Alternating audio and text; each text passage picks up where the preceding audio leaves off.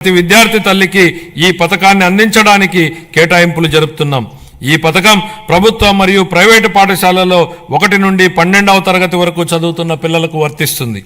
అదేవిధంగా సర్వేపల్లి రాధాకృష్ణ విద్యామిత్ర పథకం ద్వారా 35.69 లక్షల మంది విద్యార్థులకు ఉచితంగా పుస్తకాలు, యూనిఫామ్లు, డొక్కా సీతమ్మ మధ్యాహ్న బడి భోజనం పథకం ద్వారా విద్యార్థులకు పౌష్టికాహారాన్ని అందిస్తున్నాం।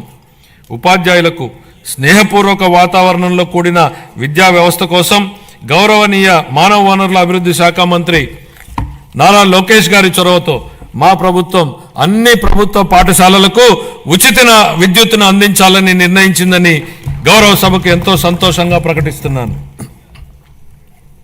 ఇది స్థానిక సంస్థలపై ఆర్థిక భారాన్ని తగ్గించడమే కాక ఉపాధ్యాయులు మరియు విద్యార్థులకు ఒత్తిడి లేని వాతావరణాన్ని కల్పిస్తుంది। 25-26 ఆర్థిక సంవత్సరానికి పాఠశాల విద్యాశాఖకు 31,805 కోట్ల రూపాయలను కేటాయింపును